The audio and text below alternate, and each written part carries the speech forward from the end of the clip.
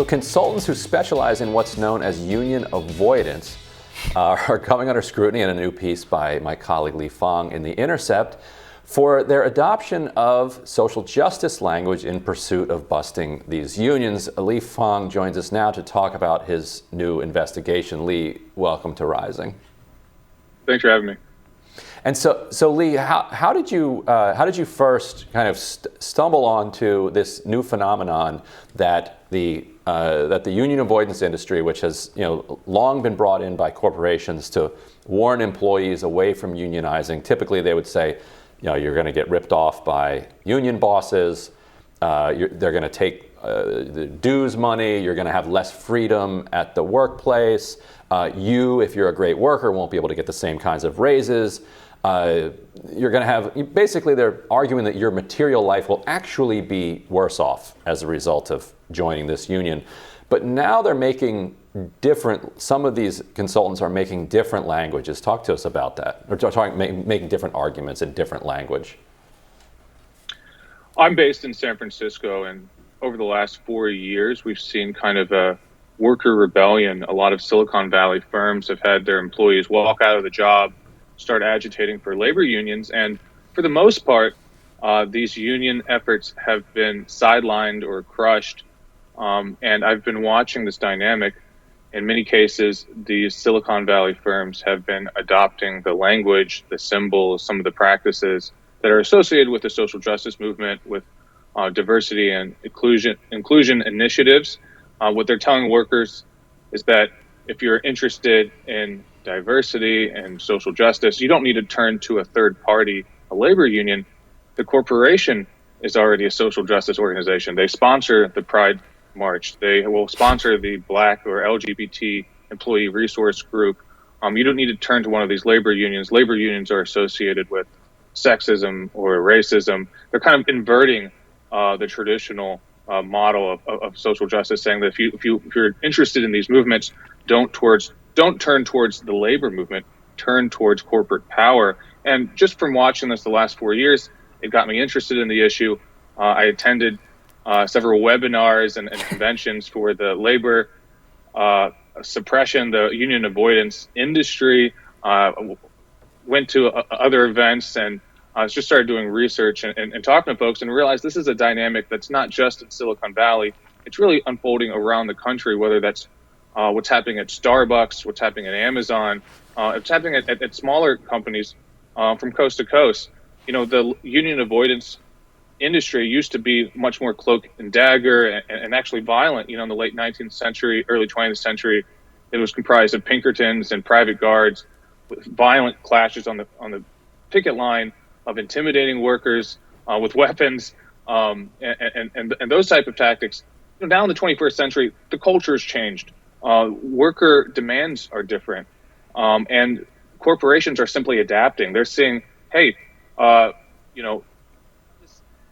DEI or social justice rhetoric without a class component, without a material demand, doesn't harm our bottom line. We can, add a kind of perfunctory DEI panel or some, diversity in the boardroom or what have you.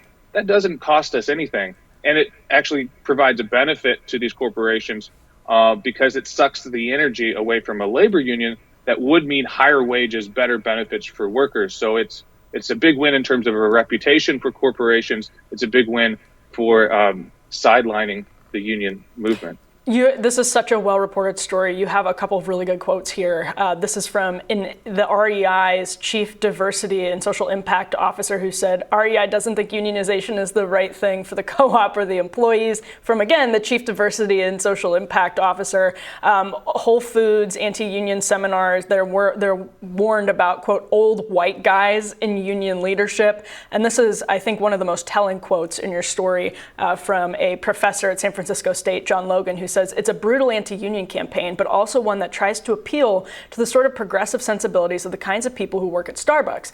And that's what I want to ask you about in this context, Lee, is that we have seen proportionately in union membership a growth in the proportion of union members who are in white-collar unions, whether that's media organizations or teachers or whatever. So how has this been affected by the shifting base of union membership in the United States? Well, just look at polls. If you look across the country, if you're highly educated, if you have an undergrad or graduate degree, you're more likely to prioritize issues around social justice, racial justice, what have you.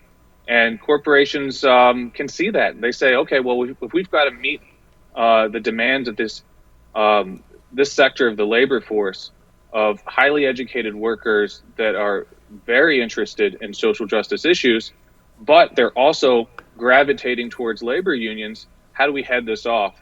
And bringing in union avoidance consultants who now remarket themselves, who rebrand themselves as diversity trainers.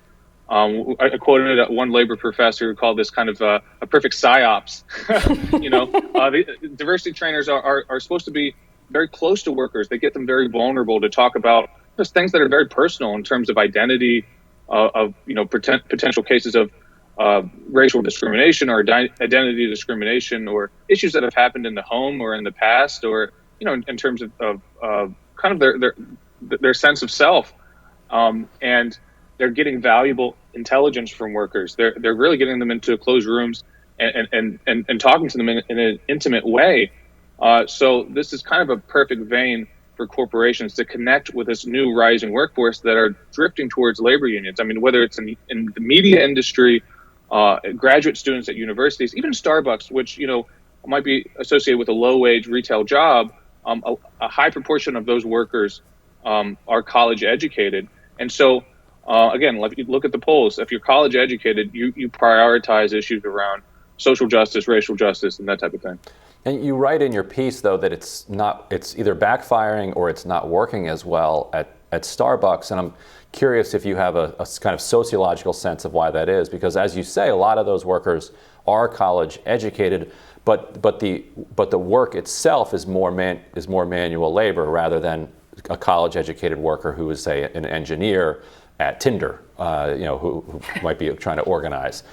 So why do you think it is that the DEI effort kind of smuggled in as anti-union activity is effective for some of these office workers, but even if they are demographically similar, it's not as effective in a place like Starbucks?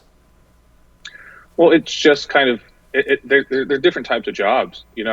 If you're a Google worker or an Amazon worker in their Seattle headquarters and you're making $300,000, $400,000, and you've got a whole range of benefits, wages and benefits, and your kind of hourly workday, it's a different dynamic from Starbucks, where folks are being put into a place where they're in locations that are understaffed. In many cases, they're dangerous. There are machines that break, that harm workers. They have to deal with kind of angry or potentially violent customers. And so the needs of a union are much more transparent. For a lot of these kind of highly paid tech workers, the priority of dignity at work, of having this kind of symbolic social justice gestures of, sponsoring a gay pride parade or sponsoring an NGO that might represent some of these workers' values, that might take a higher priority. For workers that are dealing with incredibly low, in some cases, poverty wages, a traditional labor union that really focuses on the meat and potatoes of wages and benefits might make more sense. So these efforts to sideline the union using DEI or diversity, if you look at the Starbucks anti-union website, it's just littered with this rhetoric of social justice, talking about, you don't need to join a union. We're already such an inclusive workplace. We're doing so much to hire diverse workers. If you look into the media, Starbucks recently hired a chief diversity officer, and he's out in the media defending the company against the unionization tide. So the company's trying, but in that case, it's failing. But it's really just a mixed bag. In many cases, these companies that are adopting, for lack of a better term, woke union busting, they're succeeding. So at Starbucks, it's not, but it depends where you're looking. Well, yeah, so Starbucks is a really good example. I remember a Jacobin article, it was a few months back, and I think this was in Kansas City, but it was a Starbucks store that was in the middle of the city. And because of Starbucks' new bathroom policy, the workers felt like they were being put in unsafe situations. The quote was they were being expected to act like, quote, untrained social workers. And it's so interesting to see in some ways also how the, again, for lack of a better word, woke ideology that some of these corporations have adopted, it's a smokescreen and they're weaponizing it to continue profiting in different ways.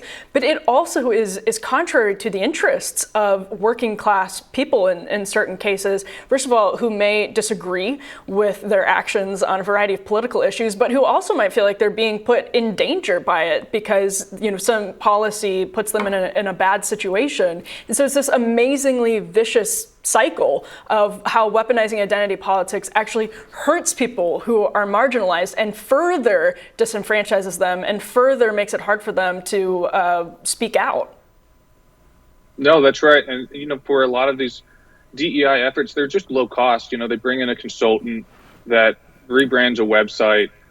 They create kind of phony employee resource groups. They're basically just Facebook groups for, you know, again, like Asian or LGBT workers at a company.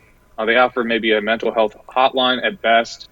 But at the end of the day, there are very expensive upgrades that are needed at a lot of these companies. At companies like Dollar Tree or Starbucks, these are unsafe jobs. They really just need to hire more people, which would cost tens of millions of dollars, if not hundreds of millions of dollars in terms of, if you look at the scale of these companies. And rather than do that, they think they can throw a little bit of money at symbolic gestures that are based on identity. Well, the article at The Intercept is entitled "The Evolution of Union Busting, Breaking Unions with the Language of Diversity and Social Justice." Encourage everybody to check it out. The Fang terrific reporting, and thank you so much for joining us. Thanks for having me. And we will have more Rising right after this. Stick around.